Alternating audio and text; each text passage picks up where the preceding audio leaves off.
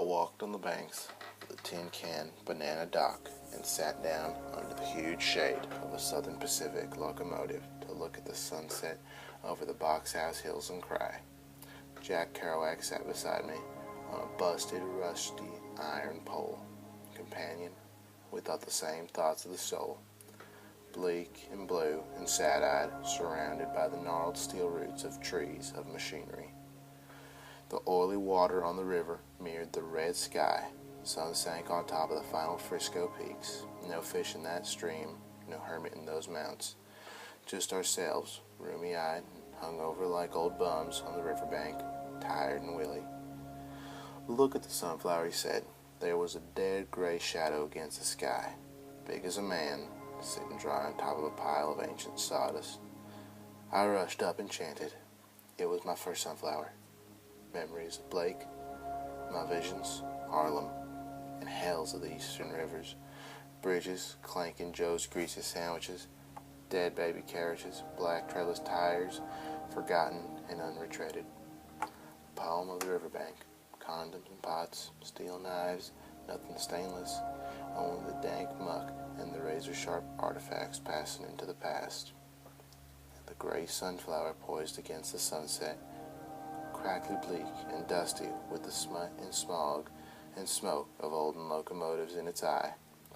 Corolla of bleary spikes pushed down and broken like a battered crown, seeds fallen out of its face, soon to be toothless mouth of sunny air, sun rays obliterated on its hairy head like a dried wire spiderweb. Leaves stuck out like arms of the stem, gestures from the sawdust root, broke pieces of plaster, fallen of the black twigs, a dead fly in its ear. Unholy, battered old thing you were, my sunflower, oh my soul, I loved you then. The grime was no man's grime, but death in human locomotives.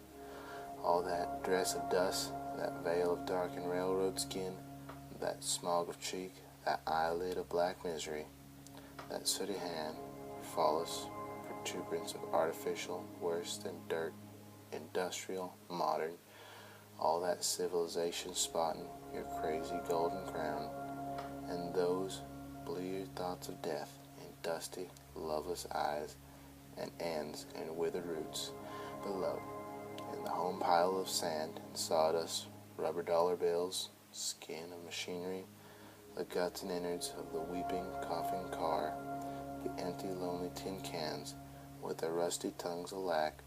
What more could I name? The smoked ashes of some cock cigar, the cunts of wheelbarrows, and the milky breasts of cars, worn-out asses of chairs, and sphincters of dynamos, all these in your mummied roots. And you there, standing before me in this sunset, all your glory in your form, perfect beauty of a sunflower, a perfect, excellent, lovely sunflower existence, a sweet, natural eye to the new hip moon. Woke up alive and excited, grasping in the sunset, shadow, sunrise, golden monthly breeze.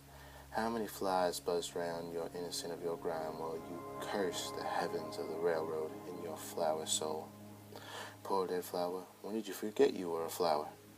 When did you look at your skin and decide you were an impotent, dirty old locomotive, the ghost of a locomotive, the specter and shade of a once powerful, mad American locomotive? You were never no locomotive, sunflower. You were a sunflower. And you, locomotive, you are a locomotive. Forget me not. So I grabbed up the skeleton thick sunflower and stuck it at my side like a scepter, and delivered my sermon to my soul, and Jack's souls too, and anyone who will listen.